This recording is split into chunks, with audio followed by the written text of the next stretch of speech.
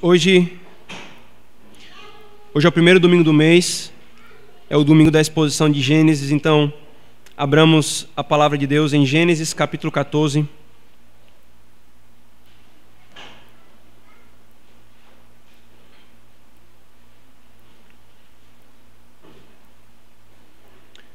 Nós exporemos todo o capítulo, do versículo 1 ao versículo 24.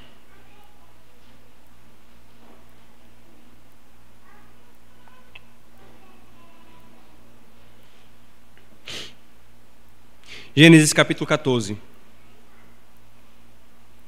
Sucedeu naquele tempo que Anrafel, rei de Siná, Arioque, rei de Elazar, Quedolaomer, rei de Elão, e Tidal, rei de Goim, fizeram guerra contra Bera, rei de Sodoma, contra Birza, rei de Gomorra, contra Sinabe, rei de Admá, contra Sedember, rei de Zobim, e contra o rei de Belá, esta é Zoá. Todos estes se ajuntaram no vale de Sidim, que é o mar salgado. 12 anos serviram a Quedolaomer, porém no 13º se rebelaram.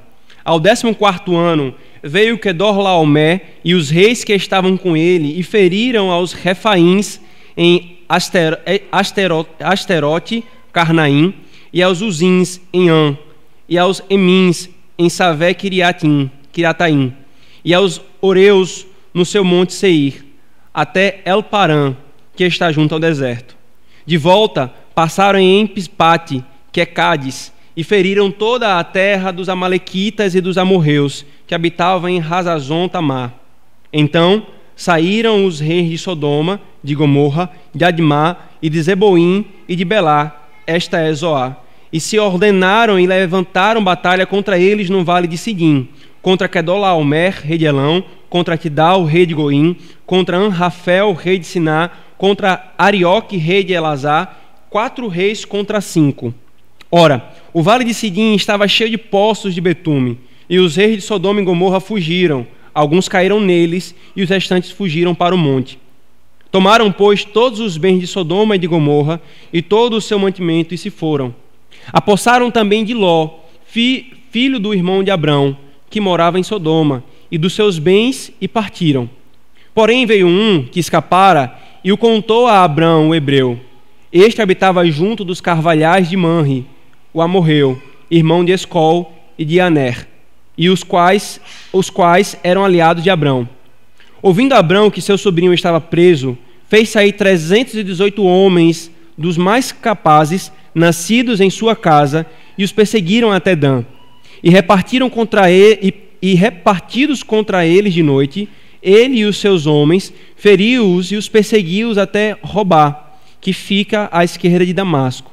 Trouxe de novo todos os bens e também a Ló, seu sobrinho, os bens dele e ainda as mulheres e o povo. Após voltar a Abrão de ferir Quedorlaomer e aos reis que estavam com ele, saiu-lhe ao encontro o rei de Sodoma no vale de Safé, que é o vale do rei. Melquisedeque, rei de Salém, trouxe pão e vinho. Era sacerdote do Deus Altíssimo. Abençoou ele a Abrão e disse: Bendito seja Abrão pelo Deus Altíssimo, que possui os céus e a terra. E bendito seja o Deus Altíssimo, que entregou os teus adversários nas tuas mãos. E de tudo lhe deu Abrão o dízimo. Então disse o rei de Sodoma a Abrão: Dá-me as pessoas e os bens ficarão contigo. Mas Abrão lhe respondeu: Levanto a mão ao Senhor, o Deus Altíssimo, que possui os céus e a terra, e juro que nada tomarei de tudo o que te pertence, nem um fio, nem uma correia de sandália, para que não digas: eu enriqueci a Abrão. Nada quero para mim, senão o que os rapazes comeram e a parte que toca aos homens Aner, Escol e Manre, que foram comigo, estes que tomem o seu quinhão.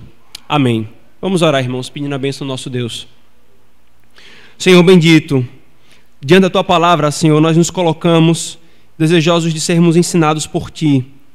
O nosso Senhor Jesus Cristo é o nosso Rei, é o nosso sumo sacerdote e é o nosso profeta.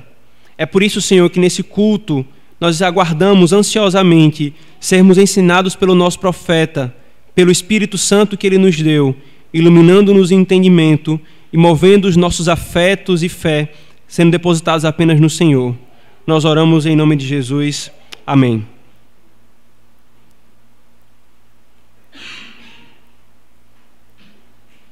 Irmãos, nós estamos agora na nossa exposição sequenciada em Gênesis, no capítulo 14. E a história que nós estamos lendo aqui já é uma parte de Gênesis, em que Gênesis sai da história da humanidade e de todo mundo e vai afunilando a narrativa até chegar na história da descendência prometida. Deus havia prometido a Eva e a Adão um descendente por meio do qual eles teriam a restauração daquilo que ocorreu no Éden, a queda. E essa promessa é repetida àqueles que vêm caminhando na promessa com a fé nessa promessa que Deus fez no Éden. Até que nós chegamos a Abrão, um homem que nós vimos no capítulo 12, que Deus se revela a ele, tira-o da casa dos seus pais, uma terra idólatra e pagã, e então graciosamente faz com ele uma promessa, prometendo trazer dele um descendente por meio do qual abençoaria todas as famílias, todos os povos da nação, do mundo, as nações de todo o mundo. Então, irmãos, Gênesis 12, do 10 a 20, nós vimos que esse Abraão, que é alvo de graça, mostra-se mentiroso, covarde e descrente, e quase compromete a integridade da sua esposa por causa desses seus pecados.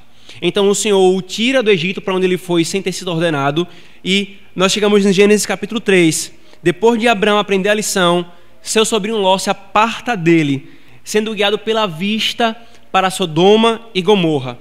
E então, ainda no capítulo 13, Deus fortalece a fé de Abraão, dizendo: Abraão, eu fiz uma promessa a você e eu vou cumprir. Agora, Gênesis capítulo 12, o Senhor falou: eu vou fazer de ti uma grande nação. Agora, em Gênesis capítulo 13, o Senhor repete essa promessa, dando mais elementos a ela. Eu farei de você uma grande nação, darei a você uma terra, e essa nação será tão numerosa quanto a areia que há no mar, que há na terra, quanto o pó da terra. E então, irmãos, nós chegamos no capítulo 14. Nesse contexto é que temos a descrição de uma guerra que tocou Ló e depois envolveu Abrão. Exatamente os dois personagens que nós temos visto até aqui. Irmãos, esse capítulo ele está dividido basicamente em três partes. O exército e a guerra de Quedorlaomer, do versículo 1 ao versículo 11. Depois o rapto e o resgate de Ló por meio de Abrão, do versículo 12 ao versículo 17. Então, Abraão, Melquisedeque e o rei de Sodoma, o diálogo que é entre eles. Nós vamos caminhando por cada uma dessas partes do texto, vendo o que é que o Senhor nos ensina, irmãos, acerca do Evangelho, nessa porção da Escritura Sagrada. Vejamos primeiro, então, irmãos, do versículo 1 ao versículo 11. Veja o que o Moisés nos diz, narrando esse fato. Sucedeu naquele tempo que Anrafel, rei de Siná, Arioque, rei de Elazar, Quedorlaomer, rei de Elão, e Tidal, rei de Goim, fizeram guerra contra. E aí ele passa a descrever os 5 reis cananeus. O que é que o texto está descrevendo aqui para nós, irmãos? Eu não vou reler toda essa porção novamente e vou tentar fazer então um resumo para os irmãos entenderem o que é que está acontecendo aqui. O texto começa descrevendo 4 reis, que para nós os nomes são esquisitíssimos, e mais esquisito ainda são os lugares de onde eles vêm. Nós não fazemos nem ideia do que Moisés está fazendo, né? A gente aqui no Brasil, na América do Sul, não concebe que locais são esses que Moisés está descrevendo. Mas esses reis, irmãos, Anrafel, Arioque, Quedorlaomer, que era o líder, e Tidal, eles eram reis de locais que hoje é o leste da Ásia Menor e o norte da Arábia. Exatamente aquela porção que circunda Israel, que é chamado hoje de Oriente Médio, aquele ponto ali onde é o Oriente Médio, mas pega a parte da Mesopotâmia, exatamente a região, pegando o norte da Ásia Menor, ou melhor, o norte da Ásia Menor, o leste da Ásia Menor e o norte da Arábia. 4 regiões ali espalhadas, e que esse grupo de reis tinha uma aliança entre si. E um desses reis, Quedorlaomer, dominava sobre cidades de Canaã. Lembrando que Canaã ainda não havia sido dada ao povo prometido, ao povo eleito do Senhor. Então Abrão estava lá naquela terra como um peregrino, e aquela terra era habitada por cananeus, povos pagãos, povos idólatras.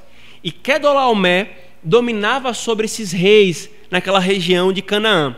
12 anos Quedorlaomer dominou sobre eles, até que no 13º os reis de Canaã se rebelaram e pararam de pagar os impostos, as ofertas para esse rei. 12 anos. Então, no 13º, eles se rebelaram. E então, no 13º, Quedorlaomer juntou seus reis aliados, fez uma coligação, a gente pode chamar de coligação internacional, que espalhados por vários cantos daquela região, e foram até Canaã lutar contra esses reis. Agora, irmãos, o que nos chama a atenção aqui é que eram 4 reis contra 5 de Canaã, contra 5 reis cananeus. Mas o que nos chama a atenção também aqui, queridos, no texto, e aqui é importante a gente perceber a sutileza com que o texto vai nos descrevendo algumas coisas e nos passa desapercebido. Porque o que o texto está nos mostrando, irmãos, é a força incrível desse exército de Quedorlaomer. Ele possui uma força, irmãos, tão incrível que eles atravessaram o deserto da Arábia para chegar em Canaã. Irmãos, até então não se ouvia um fato desse, de um exército atravessar um deserto para guerrear com outro grupo de exército, com outro grupo de reis, com outro exército. Eles atravessaram o deserto da Arábia, desceram todo o deserto da Arábia e se encontraram ao sul do Mar Morto, que é exatamente o sul de Israel. Se você tem um mapa de Israel na sua cabeça, você vai lembrar, né? Bem no meio de Israel tem o Mar Morto e na ponta tem esse vale que faz referência aqui, que é o vale de Sidim, que fica do lado contrário onde é atualmente Jerusalém. Ali eles guerrearam, irmãos.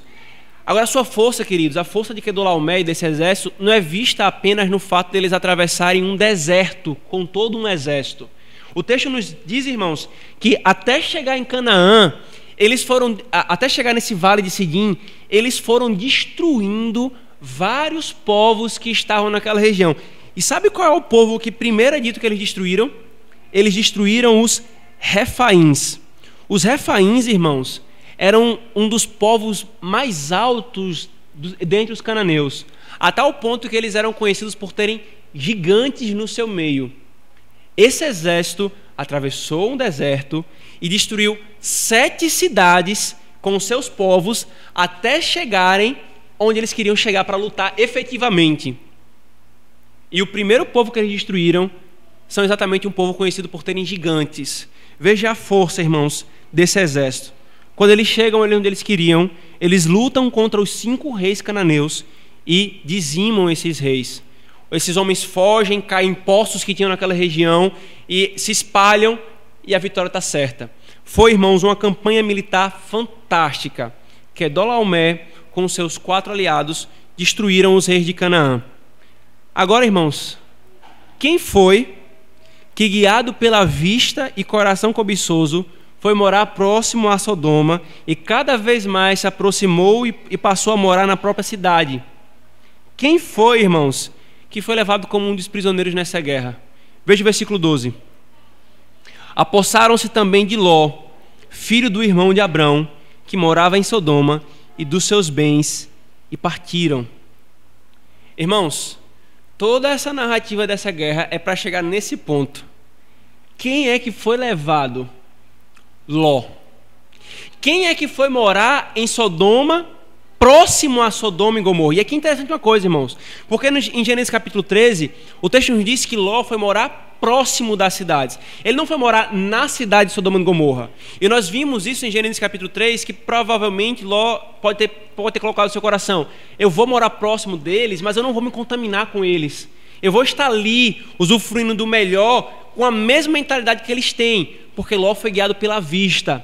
Ló foi guiado por sua cobiça de querer ter mais, de querer ser mais rico do que ele já tinha. Ele não apenas, irmãos, agora quando nós chegamos no capítulo 14, não é apenas nos dito que ele estava próximo à cidade, que ele estava em Sodoma e foi levado junto com os habitantes de Sodoma e Gomorra. E não apenas, irmãos, Ló foi levado. Perceba o destaque que Moisés faz. Também levaram Ló, filho de Abrão, que morava em Sodoma, e dos seus bens, e partiram.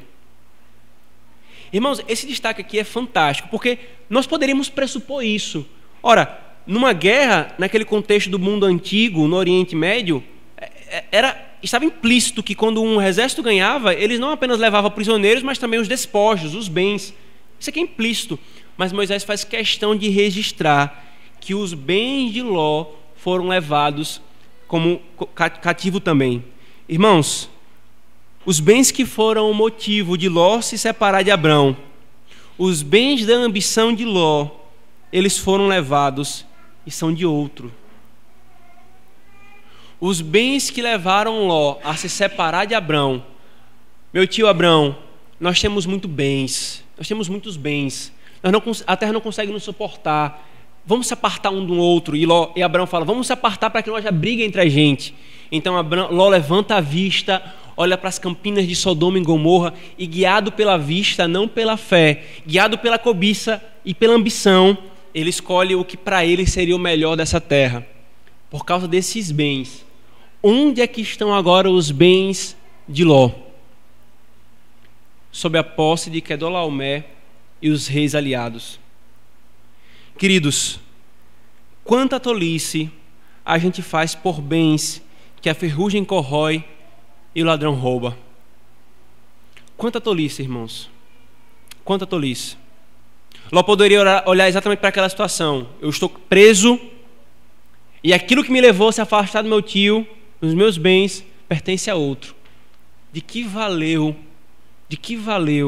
aquela tolice de eu querer me apartar do meu tio? Calvino, irmãos, ele comentando esse texto, ele diz: os sofrimentos são comuns aos bons e aos maus. Importante destacar isso aqui. Sofrimento, irmãos, os homens bons, isso é, os piedosos, os crentes, e os ímpios, todos nós sofremos. Todos nós pegamos doenças, todos nós temos entes que morrem, todos nós passamos por adversidades políticas que o nosso país passa. Mas, Calvino continua: quanto mais junto vivermos dos perversos e dos ímpios, mais depressa nos sobrevém seu flagelo, quando Deus derrama sua vingança sobre eles. Quanto mais, irmãos, nós quisermos estar em comunhão, próximo a eles, de uma maneira indevida, que foi o que Ló quis, nós sofreremos junto com eles aquilo que Deus derramar sobre eles. De quem, irmãos?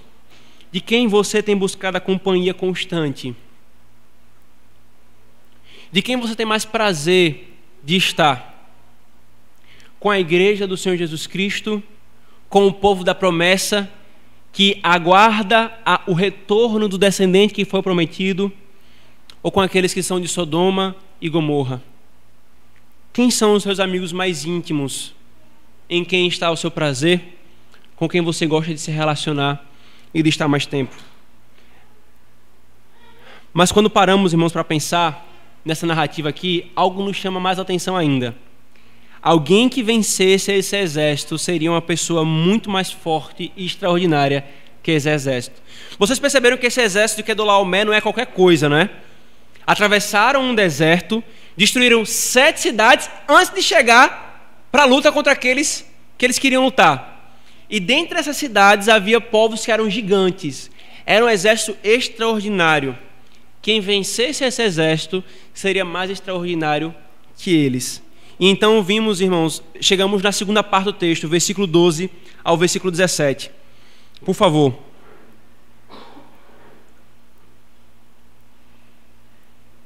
Porém, um que escapara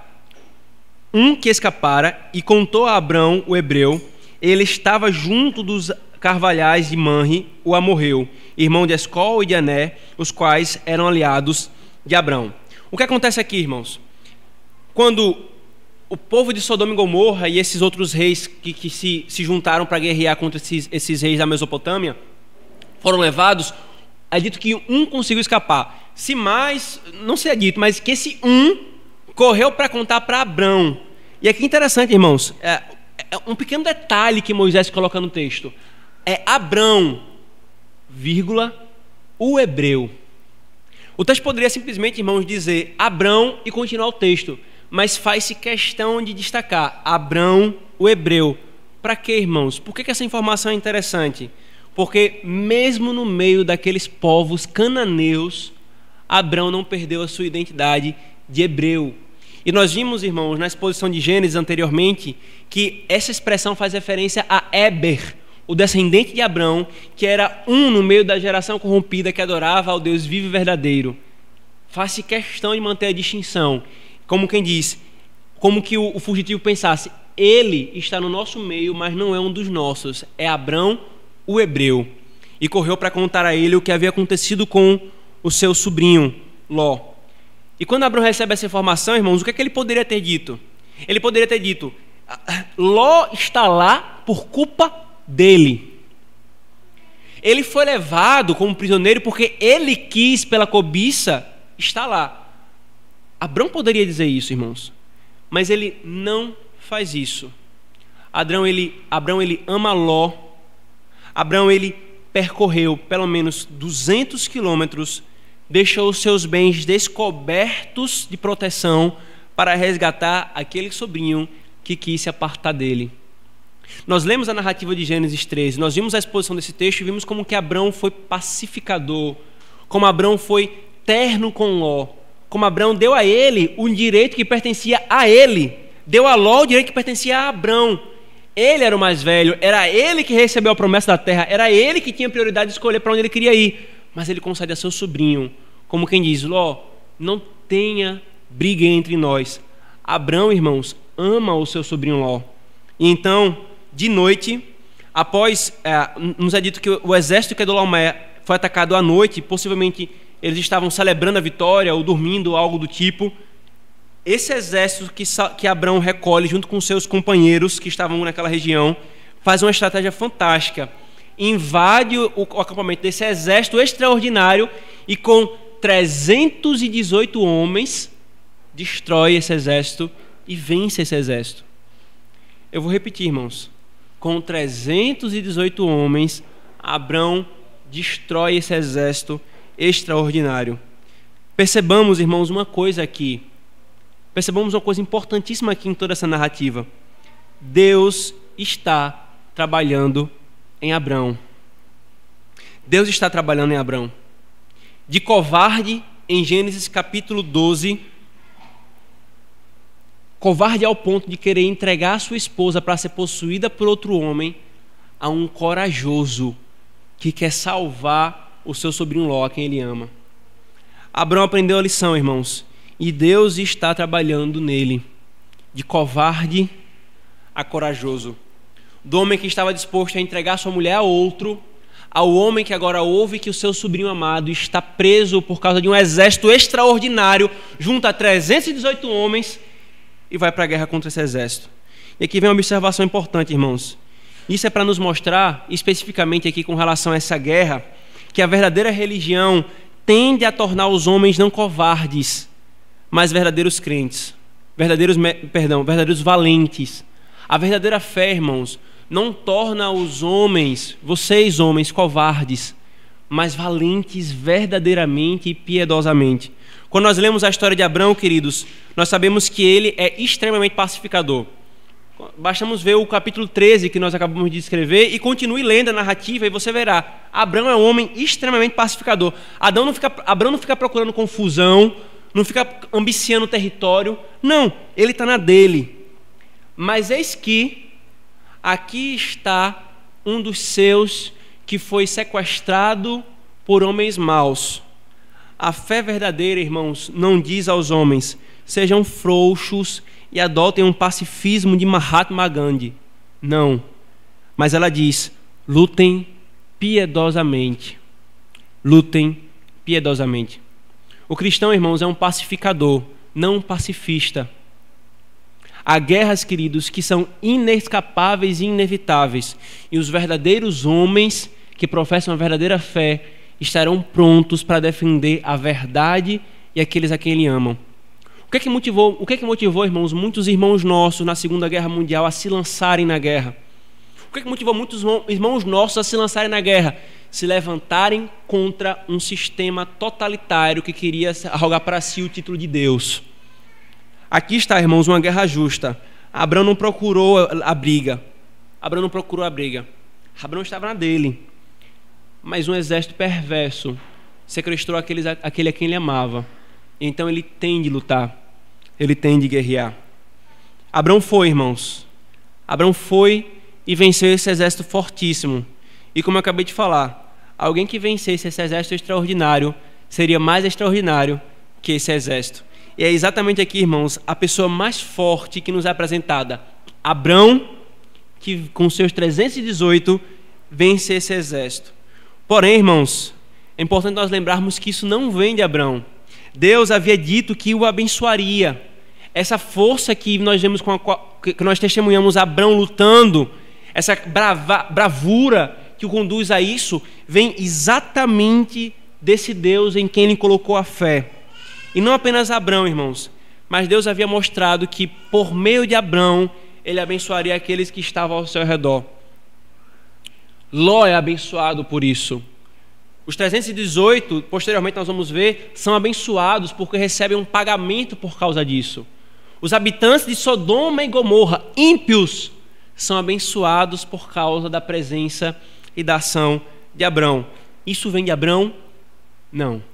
Isso vem do Deus que está em pacto com Abrão e prometeu a ele que abençoaria as pessoas, os povos, por meio de Abrão. Queridos, aqui nós aprendemos mais uma coisa importante para a nossa vida. Apenas estar perto de Deus, queridos, traz a verdadeira bênção. Apenas estando perto de Deus, irmãos, traz a verdadeira bênção. Ló, queridos, foi para mais perto dos ímpios, cobiçou o que era deles. Agora ele sofria as consequências de ter cobiçado a porção dos ímpios. Queridos, o nosso coração muitas vezes vai pensar exatamente como Ló. Nós vamos olhar, é muito melhor ceder princípios para ser como os ímpios, porque eu vou ter mais dinheiro, eu vou ter mais vantagem, eu vou ter algo que eu quero, que eu preciso tanto. No momento da dúvida, da incredulidade, assim pensará o nosso coração.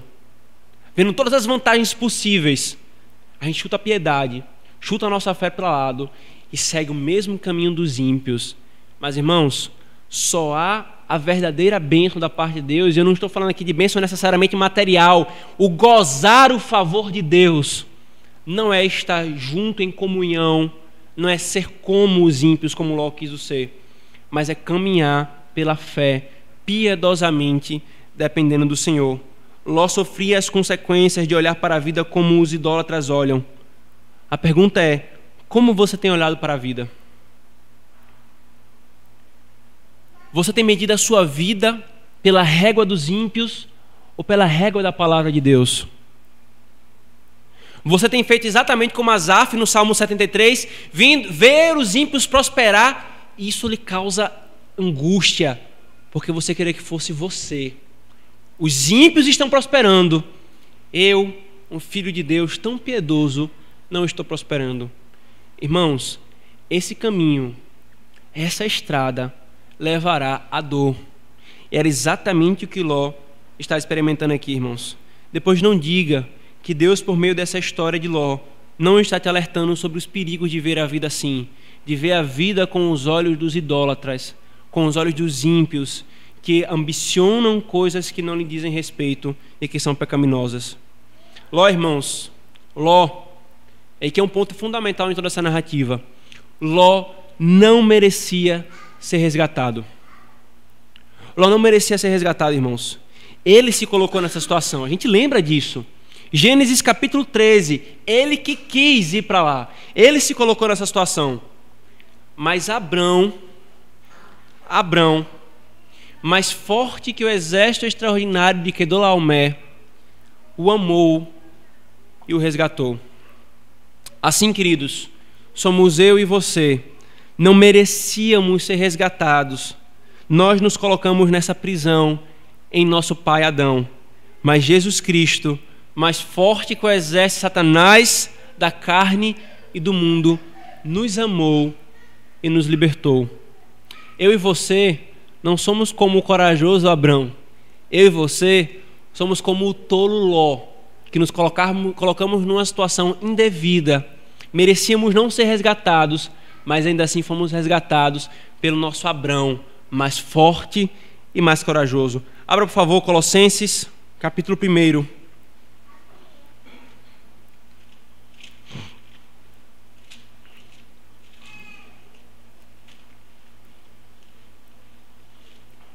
Versículo 13 e 14.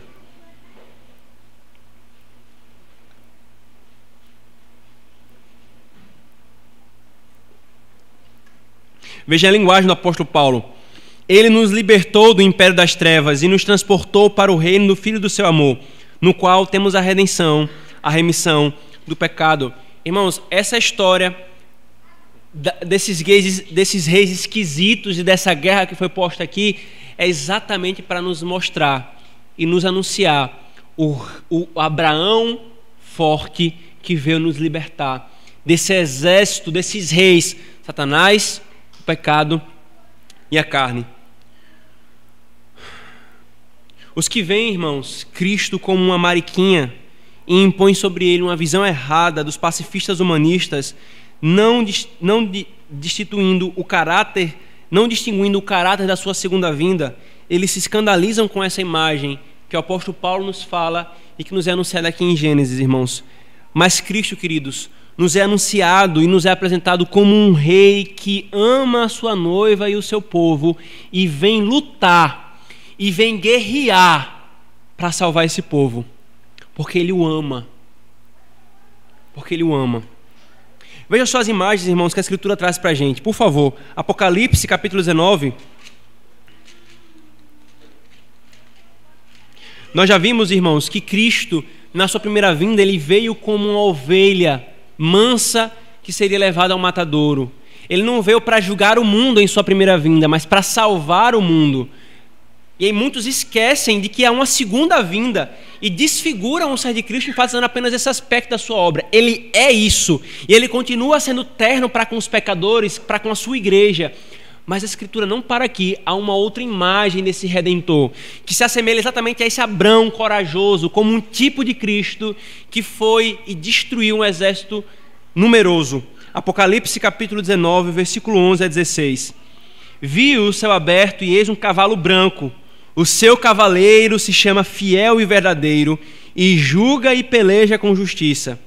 Os seus olhos são como chama de fogo. Na sua cabeça há muitos diademas. Tem um nome escrito que ninguém conhece, senão ele mesmo.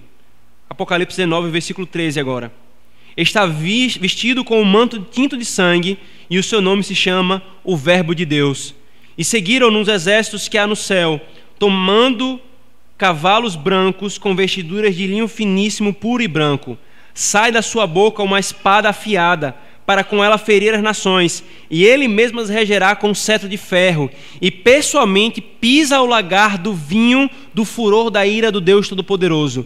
Tem o seu manto e a sua coxa um nome inscrito: Rei dos Reis, Senhor dos Senhores. Sabe qual é a imagem que João está tendo aqui de Cristo, irmãos?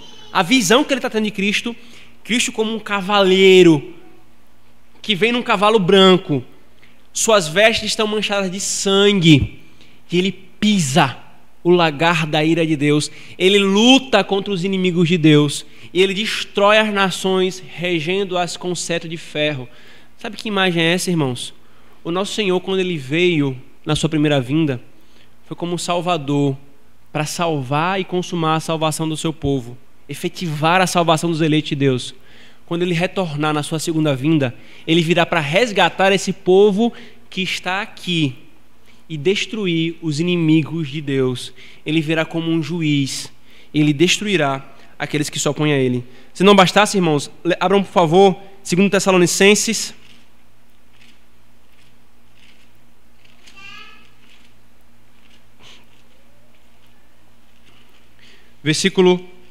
capítulo 1, versículo 7 a 10. 2 Tessalonicenses, capítulo 1, versículo 7 a 10.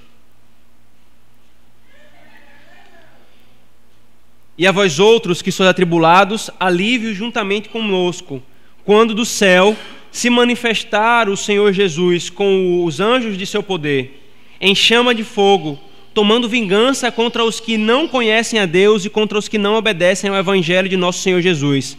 Estes sofrerão penalidade de eterna destruição, banidos da face do Senhor e da glória do seu poder, quando vier para ser glorificado nos seus anjos e ser admirado em todos os que creram naquele dia, porquanto foi crido entre vós o nosso testemunho. Ainda, irmãos, Salmo 2, o Salmo messiânico, que anuncia a vinda e a obra do Messias. Salmo 2, versículo 10 a 12.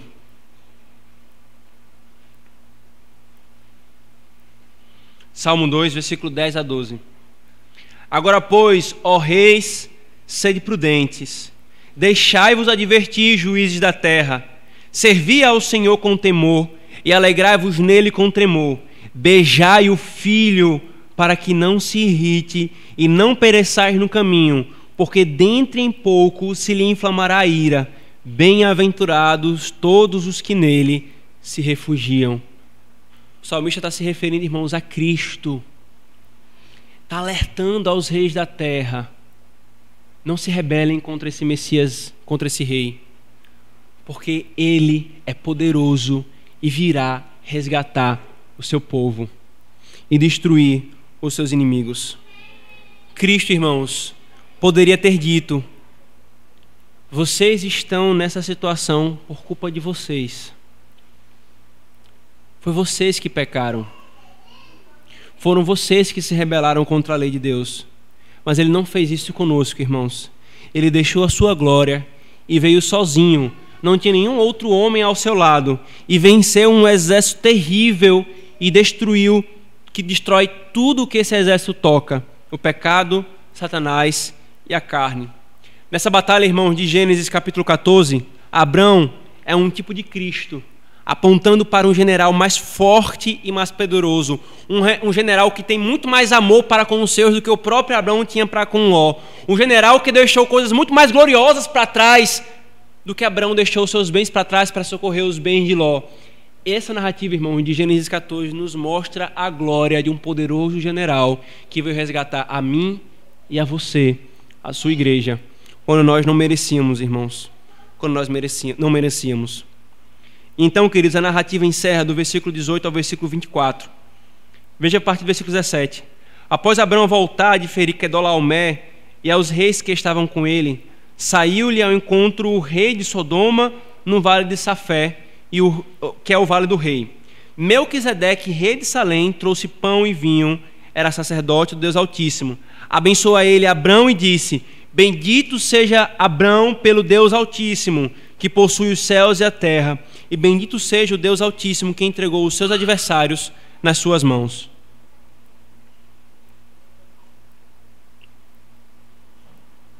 Irmãos, veja o que a narrativa está construindo.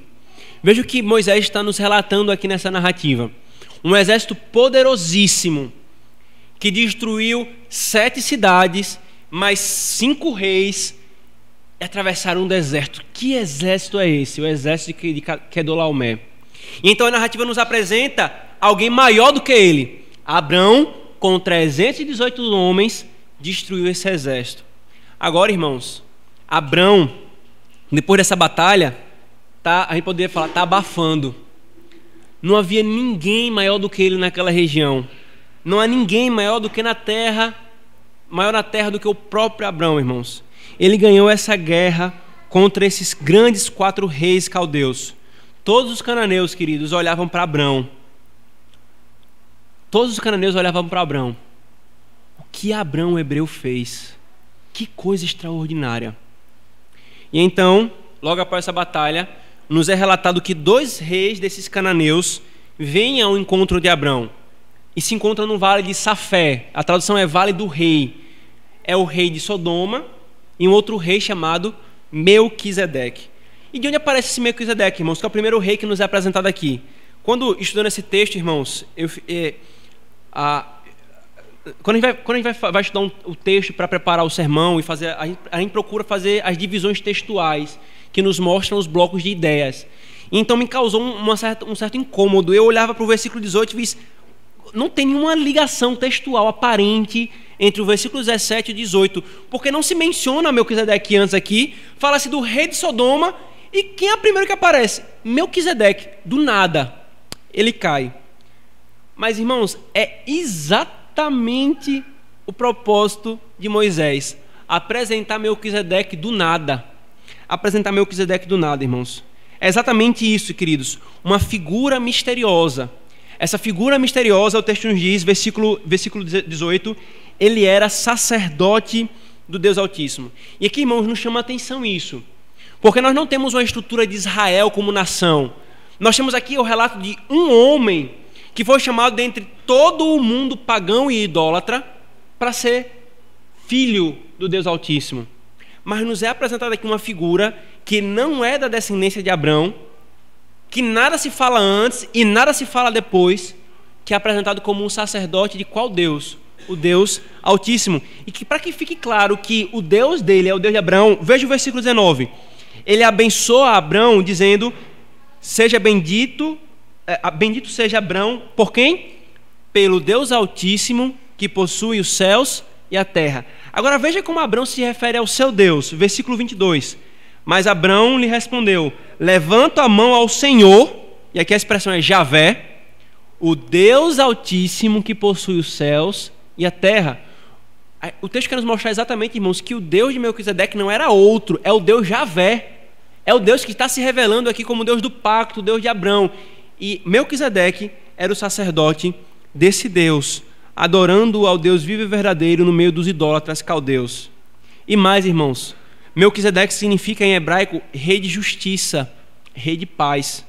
Ele reinava sobre Salém. Sabe que cidade é essa, Salém? Salém é o antigo nome da cidade Jerusalém. Era assim que ela se chamava. Ele, então, irmãos, junta em si, Melquisedeque junta em si dois ofícios. Ele é o sacerdote e ele é o rei. Juntando dois ofícios, irmãos, que em Israel, posteriormente, era proibido de ser juntado. Nenhum rei poderia ser sacerdote. Até acontecia esporadicamente dos reis, especialmente os reis categoricamente messiânicos, como Davi e Salomão, seriam associados como profetas. Davi é chamado de profeta na Escritura Sagrada. Salomão também fez as vezes de profeta, mas nunca rei e sacerdote no mesmo homem. Eram ofícios proibidos, mais ou menos como nós temos hoje na nossa estrutura de democracia, né? A tripartição dos poderes, que um poder não pode usufruir do poder do outro. Assim acontecia: profeta, rei e sacerdote. Vocês não podem misturar tudo isso em um homem só. E aqui nos é apresentado uma figura que é profeta, que é rei e que é sacerdote. Presta atenção aqui, irmãos, o que é que Moisés está nos mostrando? Abrão está abafando na região. Abrão está por cima da carne seca. Ele ganhou esse exército extraordinário. Venceu todos esses reis. Até que alguém maior do que Abrão aparece. Sabe por que é maior do que Abrão, irmãos? Porque esse grande Abrão se curva a esse rei misterioso. O grande pai da igreja, Abrão, prestando honra a Melquisedeque. Abrão, a grande figura do Antigo Testamento, reconhece a superioridade desse Melquisedeque. Toda a narrativa, irmãos, um exército extraordinário, menor que o exército de Abrão, com seus 318 homens, que é menor que um rei. Um rei. Abrão, irmãos, reconhece a superioridade de Melquisedeque porque ele dá o dízimo. E a estrutura do dízimo, irmãos, é assim: é o menor dá ao maior. É inconcebível um rei dar o dízimo para os seus súditos. Isso não existe. Esse é, inclusive, irmãos, o argumento que o autor aos Hebreus vai usar em sua epístola, que nós vamos ler já já. Abrão reconhece a superioridade de Melquisedeque quando Abrão dá o dízimo para Melquisedeque. Veja o que o texto fala, versículo 20, final. E de tudo lhe deu Abrão o dízimo. De tudo lhe deu Abrão o dízimo. E não apenas isso, irmãos. Abrão reconhece a superioridade de Melquisedeque, dando o dízimo a ele, mas Melquisedeque mostra a sua superioridade abençoando a Abrão. Porque novamente vem a estrutura: o maior abençoa o menor. Os filhos, nas narrativas bíblicas do Novo Testamento, ansiavam o momento em que eles iam receber a bênção dos seus pais. A bênção dos seus pais. O povo é abençoado por Deus. O povo é abençoado por Deus. Deus que abençoa o povo. E não é o povo que abençoa a Deus. Essa é a estrutura. Então nós temos exatamente aqui, indo e voltando, o texto nos mostrando: Melquisedeque é superior a Abrão. É superior a Abrão. Duplamente, irmãos, essa superioridade é afirmada. Abrão é grande. Mas há alguém maior do que ele. Ele pode, irmãos, ter sido um tipo do general que nos libertou do exército, mas há o general que nos libertou do exército inimigo. Um que não é apenas rei, mas também é sacerdote. Um que é segundo a ordem de Melquisedeque. Abra, por favor, irmãos, o Salmo 110.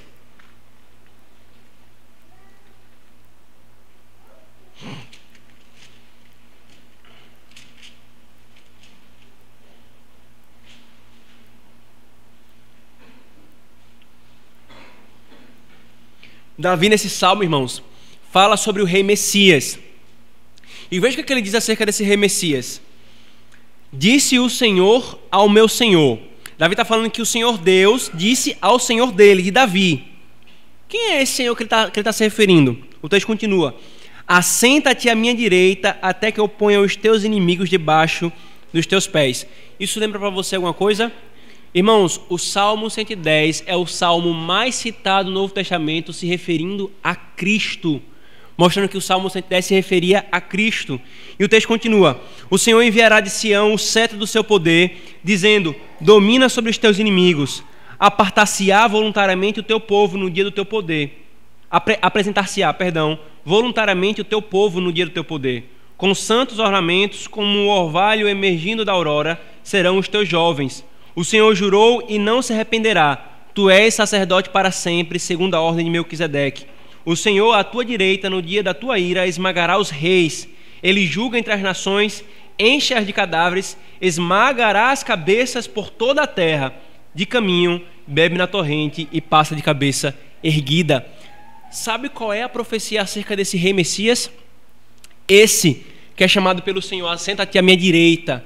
Esse que o Senhor fala: eu te dou o cetro para você governar. O teu ofício é de rei. Você é um rei Messias. Você, rei Messias, eu estou jurando, o Senhor fala. Eu estou jurando. Você é sacerdote para sempre, segundo a ordem de Melquisedeque. De Melquisedeque.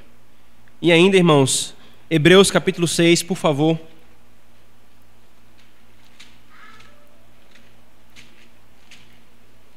Versículo 20.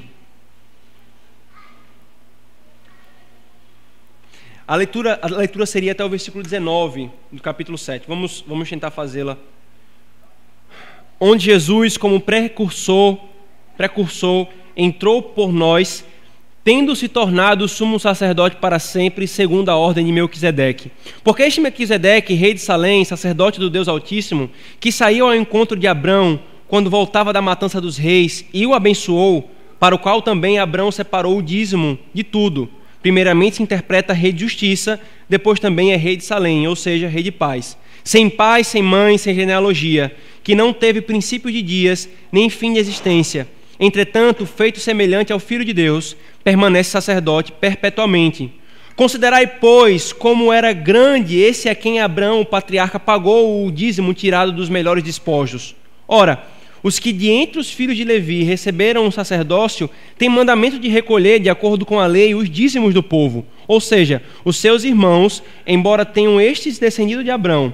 Entretanto, aquele cuja genealogia não se inclui entre eles, recebeu o dízimo de Abraão e abençoou o que tinha as promessas. Evidentemente, é fora de qualquer dúvida que o inferior é abençoado pelo superior. Aliás, aqui são homens mortais os que recebem dízimo, porém ali aquele de quem se testifica que vive. E por assim dizer, também Levi, que recebe dízimos, pagou-os na pessoa de Abraão. Porque aquele ainda não tinha sido gerado por seu pai, quando Melquisedeque saiu ao encontro deste. Se, portanto, a perfeição houvera sido mediante o sacerdócio levítico, pois nele baseado o povo recebeu o dízimo, que necessidade haveria ainda de que se levantasse outro sacerdote segundo a ordem de Melquisedeque, que não fosse contado segundo a ordem de Arão? E então, irmãos, o autor conclui o seu raciocínio. E isto ainda mais evidente quanto, versículo 15, quando à semelhança de Melquisedeque se levanta outro sacerdote, constituído não conforme a lei de mandamentos carnais, mas segundo o poder de vida indissolúvel, porquanto se testifica: tu és sacerdote para sempre, segundo a ordem de Melquisedeque. Irmãos, de quem é que o autor está falando aqui, querendo argumentar com relação à superioridade? Exatamente de Cristo. Queridos, Melquisedeque apareceu do nada nessa narrativa e sumiu do nada.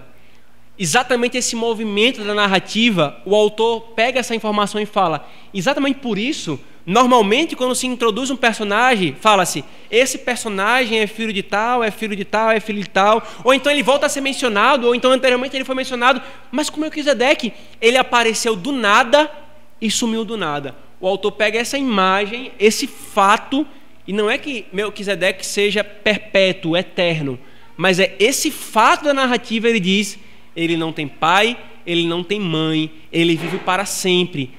Cristo é o sacerdote segundo essa ordem, porque assim como Melquisedeque, Cristo não tem um pai, uma mãe, isto é, ele é Deus, vive eternamente e se encarnou para ser o nosso mediador. Ele não é da tribo de Levi, mas é segundo a ordem de Melquisedeque. Melquisedeque, irmãos, prefigurava o reino e o sacerdócio de Cristo. Nunca mais na Escritura encontramos aquele rei e sacerdote que seria preeminente entre todos até chegarmos a Cristo. Até chegarmos a Cristo. Calvino então comenta, irmãos, a mesma pessoa depois que foi constituída o único e eterno sacerdote com o fim de nos reconciliar com Deus e que tendo feito a expiação pode interceder por nós, é também o nosso rei que guerreia por nós. Em uma só pessoa, Deus uniu profeta, sacerdote e rei. O mesmo que intercede por nós é o mesmo que luta por nós. Abrão prestou homenagens a esse rei, irmãos. Assim como Abrão prestou homenagem a Melquisedeque, um tipo prestando homenagem a um outro tipo maior do que ele, assim também, irmãos, nós somos chamados a prestar homenagens ao nosso Melquisedeque, ao nosso rei, ao nosso sacerdote, com tudo o que nós somos e com tudo o que nós temos, irmãos.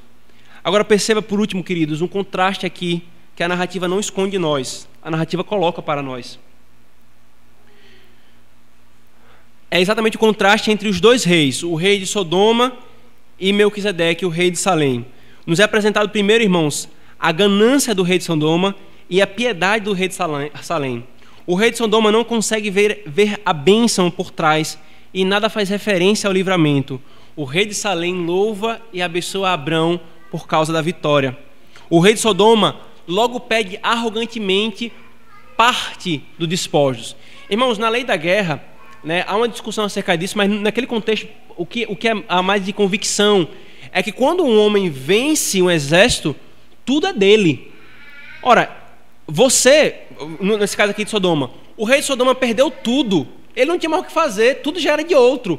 Então quando vem um outro exército e ganha o exército de Quedorlaomer, a quem pertence então essas coisas? A esse outro que ganhou. Então, por direito, tanto as pessoas quanto os bens pertenciam a Abrão. Mas aí o rei de Sodoma vem, Abrão, vamos fazer o seguinte, me dá o povo e tu fica com os bens. Nem isso ele teria direito, mas ele propõe isso. Em contrapartida, o rei de Salém, ele chega exatamente, voluntariamente, dando pão e vinho para fortalecer aos homens de Abrão. Enquanto o rei de Sodoma pede tudo, o rei de Salém dá a bênção, dá aquilo para suprir a necessidade desses soldados.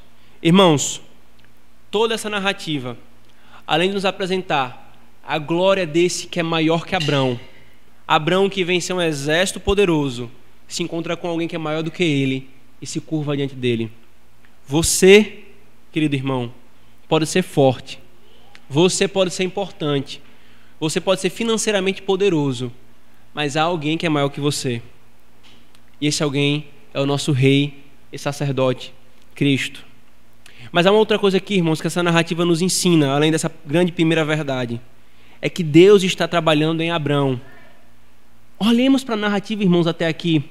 De ganancioso a contente com o que tem e negando as riquezas dos ímpios. Irmãos, vocês lembram que Abrão ele ganhou riquezas do faraó ilicitamente?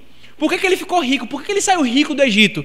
Abrão não entrou rico no Egito, irmãos. Mas o texto em Gênesis capítulo 2 nos diz que ele sai rico. Por quê? Porque Abrão dá riquezas a ele, querendo conquistar o seu favor para ter a sua esposa. Porque o faraó pensava que ela era irmã de Abrão. E por que ele pensava que ela era irmã de Abrão? Porque Abrão mentiu, dizendo que ela não era sua esposa, mas sua irmã. Esse Abrão, ele está sendo transformado pelo Senhor de ganancioso a contente. Ele poderia, irmãos, esmagar o rei de Sodoma. Ele poderia ficar com os bens, mas ele descansa no Senhor. Não quer ser enriquecido por uma ganância de um rei ímpio. Irmãos, Deus está trabalhando em Abrão. Deus está trabalhando em mim e em você. Ele está trabalhando em mim e em você. Deus, queridos, tirou Abrão da idolatria e o salvou. Assim também Deus nos tirou da idolatria e nos salvou. Mas tanto Abrão quanto nós, mesmo depois de sermos alcançados pela graça do Senhor, ainda não estamos prontos. Você sabe disso. Você creu no Senhor Jesus Cristo e muita coisa na sua vida mudou, mas você ainda não está pronto. O Senhor, Ele vai trabalhar em nós, irmãos. O Senhor está iniciando esse trabalho, está lapidando para fazermos conforme aquilo que Ele quer. Abrão, queridos, está sendo moldado por Deus. Assim também você, irmão, está sendo moldado por Deus. Não importa a sua idade. Abrão já era velho quando o Senhor o chamou. Se deixe trabalhar por esse Deus. Se deixe trabalhar por esse Senhor. Deixemos, irmãos, a obstinação do lado e nos submetamos ao trabalhar do Senhor. Deus fez Abrão, queridos, passar por diversas situações que mostraram o que estava no coração de Abrão. O mesmo Deus faz conosco, irmãos. Deus nos faz passar por situações dolorosas que nos humilham. Nos faz passar por privações, perdas e sofrimentos para mostrar o que está em nosso coração e para trabalhar em nós. Deus está trabalhando em você. Abrão, irmãos, teve quase a sua esposa violada, aumentou seus bens de maneira ilícita, perdeu a presença do seu sobrinho Ló. Tudo isso causou dor nele, mas em tudo isso, Deus usou para moldar Abrão, de forma que o Abrão que nos é apresentado aqui em Gênesis 14 já é muito mais maduro que o Abrão de Gênesis 12. O que aconteceu nesse período? Deus trabalhando em Abrão. Às vezes, queridos, Deus te fará andar por caminhos dolorosos, perdas e sofrimentos. Às vezes, Ele fará com que vejamos o que está em nosso coração, e isso nos humilhará, e isso nos entristecerá. Isso fará com que nós nos prostremos diante dEle. Mas isso também, irmãos, fará nos mostrar que nós não somos tão grandes e piedosos quanto nós pensamos. Nós precisamos ser trabalhados por Ele. Às vezes, queridos, Deus não nos dará o que pedimos ou o que achamos que merecemos, mas no final, tudo isso é para trabalhar em mim e em você, para fazer-nos mais parecidos com Cristo. Irmãos, é isso que importa. O que nós temos ou deixamos de ter, o que nós conquistamos ou não conquistamos, tudo isso é consumido pelo fogo. Mas sabe o que é que vai daqui até a eternidade? O que Deus fizer na tua vida, a obra que Ele está trabalhando em mim e em você. Eu já compartilhei com vocês um trecho de um cântico cristão que diz: por sobre a estrada anoiteceu e amanheceu, e eu vi que os dias mais sombrios também são teus. O homem que eu parti de casa se perdeu, e a caminhada fabricou um novo eu. O caminho muda, e muda o caminhante. É um caminho incerto, não um caminho errado. Eu, o caminhante, quero o trajeto terminado, mas no caminho mais importa o durante. Deixei pegadas lá no vale da morte dos meus defeitos, um solo infértil aos meus muitos defeitos. Minha vida alargou-se em teus caminhos estreitos, e eu vi você, a partida e o norte. Crente, confie no Senhor. Confie no Senhor, que Ele trabalha em você. Ele produzirá um Christoph conforme lhe agrada.